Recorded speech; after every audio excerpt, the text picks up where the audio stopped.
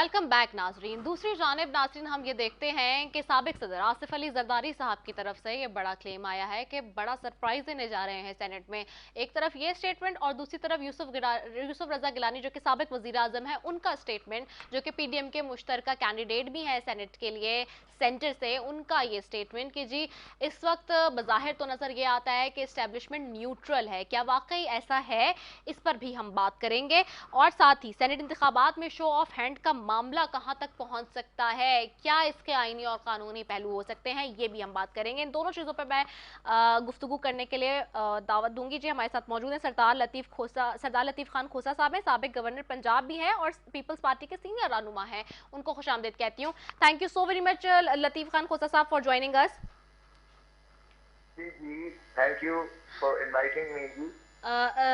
लतीफ़ साहब मुझे बताइएगा कि जिस तरह से हम ये देख रहे हैं सेनेट इंतखाबात में, सबसे पहले तो मैं, चूंकि जाहिर सी बात है आप सीनियर कानूनदान भी हैं, शो ऑफ हैंड का एक मामला बहुत दिन से हम सुन रहे हैं और देख रहे हैं। कैसे देख रहे हैं इस मामले को? सुप्रीम कोर्ट की जो प्रोसीडिंग्स अब तक हुई हैं, क्या शो ऑफ हैंड की तरफ सुप्रीम कोर्ट कोई अपना डिसीजन सुना सकता है?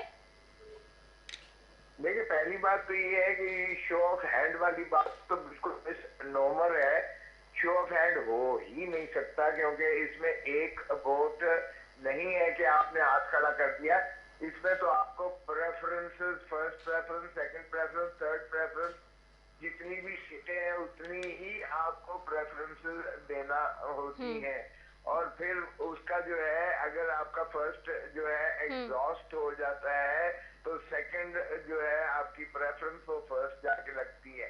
फिर फर्स्ट या सेकंड या थर्ड या फोर्थ में भी फिर जो जितना जितना एग्जॉस्ट होता है फ्रैक्शन तक जो है वो जाके लगता है। और ज्यादा फर्स्ट वोट लेने वाला भी हार सकता है और कम लेने वाला, जिसको प्रेफरेंसेस ज्यादा मिले, वो जीत सकता है। इसकी काउंटिंग बड़ी कॉम्प्लिकेटेड है, तो इतना सिंपल नहीं है हाथ खड़े करने वाली बात है। कि ये तो मसाला था कि पार्लियामान में इसे ले जाया जाता, वहां शेर हासिल डिबेट होती, वहां कोई मेथड इसका निकाला जाता कि ओपन जो है इसको कैसे बैलेट करना है।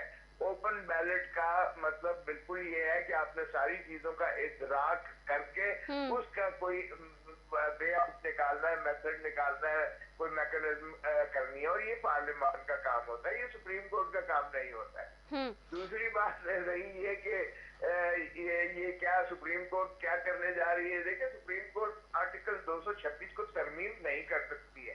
आर्टिकल 226 आइन का बड़ा वाज़ह लिखा हुआ है कि all elections under the constitution shall be held by secret ballot, और जिसे उन्होंने इस्तिस्ना देना था आइन में, उसको कहा except the election of the prime minister and the chief minister. तो वजीर आजम और वजीर आला के जो इलेक्शन है वो ओपन बैलेट से होंगे, और बकिया तमाम इलेक्शन जो है वो खुफिया राय दही से होंगे।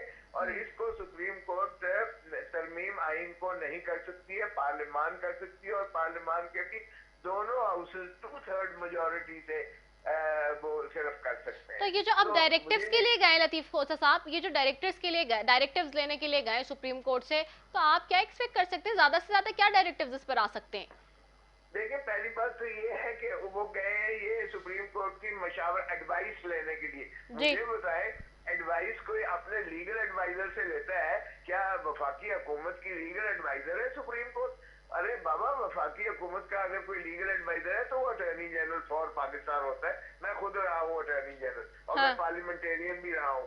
तो ये पार्लियामान का काम होता है। सुप्रीम कोर्ट ऐसे मामले में एडवाइस, सुप्रीम कोर्ट आप देख लीजिएगा वापस करेगी, कहेगी कि जाए भाई आप पार्लियामान से ये बात जो है तय करवाए, ये सुप्रीम कोर्ट का मसला नहीं है। और ये पूछना सुप्रीम कोर्ट से कि बताएं जी हम क्या आइन में तरमीम करने के पाबंद है, या हम इलेक्शन एक्ट 2017 में जो है हम तरमीम कर सकते हैं, ये क्यों कर मशवरा मांग रहे हैं सुप्रीम कोर्ट से? भाई आपकी जो दानिश में आता है आप करें, फिर अगर आपका अमल वो गलत होगा तो सुप्रीम कोर्ट उसे कलअदम करार दे देगी। आप सुप्रीम कोर्ट में क्या लेने गए? क्या सुप्रीम कोर्ट आपकी वकील है, लीगल एडवाइजर है, आपको मशवरे देने के लिए बैठी हुई? ठीक है। अच्छा लतीफ खोसा साहब ये बताइए, अब हम चलें, ये तो हमने बात कर ली कि शो ऑफ हैंड के मामले पे सुप्रीम कोर्ट क्या करेगी क्या नहीं, आपने बता दिया इसके कानूनी और आईनी पहलू। अब ये बताएं जरदारी साहब, जैसे कि हम सुन रहे हैं कि साबिक सदर आसिफ अली जरदारी साहब हमेशा से मफाहमत के बादशाह भी रहे हैं, और जब वो उनका कोई सियासत में स्टेटमेंट आता है तो यकीनी तौर पर कोई ना कोई उसमें सदाकत और उसके पीछे कोई ना कोई वजूहत भी होती हैं। अब जरदारी साहब का जो स्टेटमेंट कल से इस वक्त सारे हम देख रहे हैं कि मीडिया की जीरत बना हुआ है, जिसमें उन्होंने कहा है कि हम सरप्राइज देंगे सेनेट के अंदर। क्या सरप्राइज है? और अगर यूसुफ रजा गिलानी साहब जीत जाते हैं तो फिर वजीर आजम साहब घर जाएंगे, क्या मामला है इसके पीछे सारा? देखिए, पहली बात तो ये है कि ये जो है शेख हफीज साहब जो इन्होंने खड़े किए हैं वो माफ कीजिएगा, वो पीटीआई के नहीं है।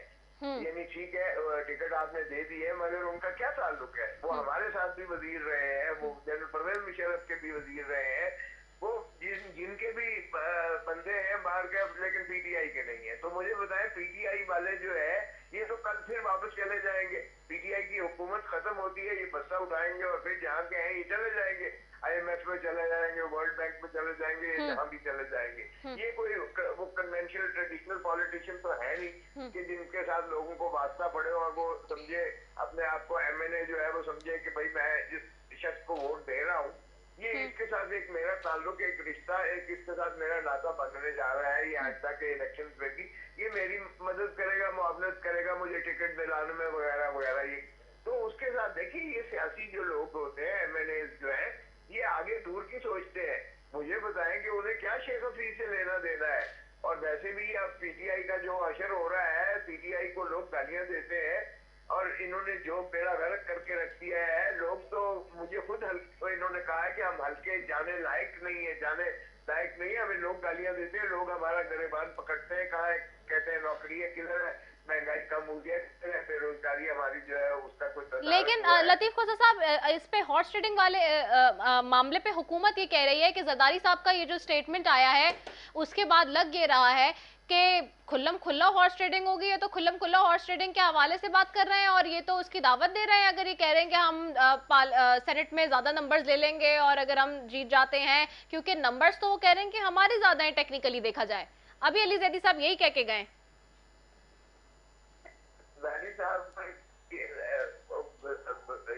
इसमें बसीरत है, सियासी बसीरत है, वो बहुत दूरबीन है और दूररस वो देखते हैं। और आप यकीन कीजिएगा कि जहां तक ताल्लुक है, आप देखेंगे सरप्राइज, देखिए इसमें डिफेक्शन तो क्लॉज लगती नहीं है। इसलिए ये कहना कि जी जो शख्स जो है अपनी जमीर के मुताबिक या अपनी मर्जी के मुताबिक वोट देगा वो डिस्क्वालीफाई हो जाएगा, ऐसा नहीं है। आइन में ऐसी चीज नहीं है। इसलिए ठीक है, अगर पार्टी किसी को कहती है कि भाई इसको वोट दे, तो अगला अपना भी तो जहन सोचता है कि मैं इसको क्यों वोट दूं। अगर वो यूसुफ रजा गिलानी को वोट देता है, जिसका प्रपोजल एक फॉर्मर प्राइम मिनिस्टर राजा परवेज अशरफ है और उसका सेकेंडर जो है वो एक और प्राइम मिनिस्टर खाकान अब्बासी है, वो क्यों कर अपना रास्ता नहीं निकालेगा कि वो अपना ताल्लुकात उस्तवार करे और उनके साथ ताल्लुकात बनाए जिन्होंने यही रहना और सियासत करनी है। और इनको पता है कि आगे से इन्होंने जो है या तो पीएमएल एन रहेगी और या पीटीआई रह जाएगी। ये दो पार्टियां ही आगे चलेंगी। पीटीआई अगले इलेक्शन तक फारिग हो चुकी होगी, पीटीआई का रहने वाला कोई नहीं होगा। तो ये लोग अपना रास्ता ढूंढेंगे अब इस इलेक्शन में, इसलिए ये वोट नहीं देंगे पीटीआई को या शेख हफीज को वोट नहीं देंगे।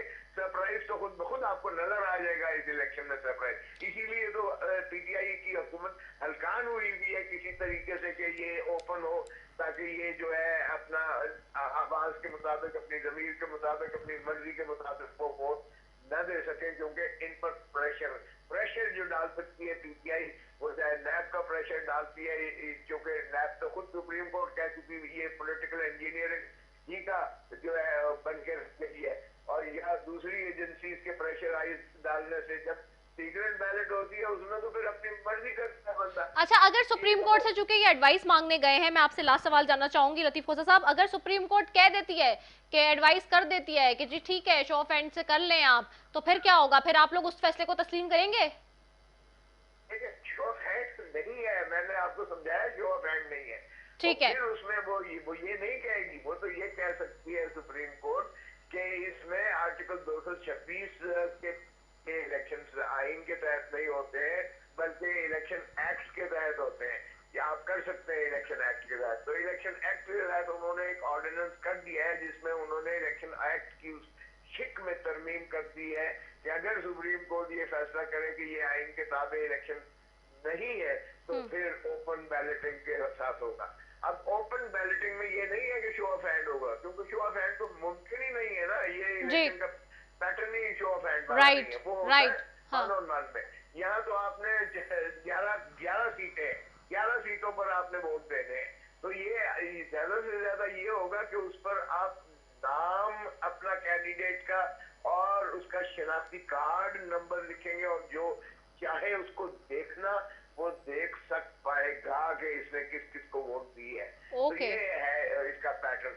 अब उस पर जो है इलेक्शन तो बाहर के, उस पर ये प्रेशर थोड़ा सा मेंबर पर होगा कि वो इस खौफ से कि मैं पकड़ा जाऊंगा कि मैंने पार्टी के उसके मुताबिक वोट नहीं दिया, ये मकसूद ये है कि उसको उस तरीके से खाइफ करके उससे वोट हासिल करना कि वो पीटीआई को जरूरी वोट दे। ये एक और बेईमान धंधा है जो ये हुकूमत करना चाहती है। इनको उस वक्त तो नजर नहीं आई शफाफियत, जिसने अदम एतमाद के लिए 14 वोट इन्होंने तोड़े, उस वक्त तो ये मिठाइयां बांट रहे थे।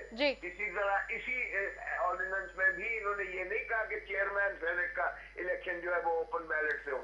फिर चेयरमैन सेनेट में ये फिर चाहते हैं कि वो वही सीक्रेट बैलेट रहे जो इन्होंने पहला धंधा किया अभी कुछ ऐसा पहले ही जी बजरानी साहब को बचाया था। अब ये दोहरा म्यार है कि सेनेट का आम इलेक्शन तो ओपन बैलेट चाहते हैं, लेकिन चेयरमैन सेनेट का इलेक्शन ये फिर उसमें सीक्रेट ही रखना चाहते हैं। ठीक है, आप समझते हैं वहाँ फिर नियत में इनकी खोट है। ठीक है, बहुत शुक्रिया सरदार लतीफ खान खोसा साहब, साबिक गवर्नर पंजाब और सीनियर रहनुमा थे पाकिस्तान पीपल्स पार्टी के, हमारे साथ। और उन्होंने कहा कि अगर ओपन बैलेटिंग भी होता है तो उसमें मुमकिन तौर पर यह हो सकता है कि जी नाम और CNIC नंबर लिख दिया जाए तो पता चले कि किस कैंडिडेट ने किसको वोट डाला है या जो वो वोटिंग पेपर है वो है किसका। इसी के साथ एक ब्रेक पे जाते हैं, ब्रेक के बाद वापस आ रहे हैं।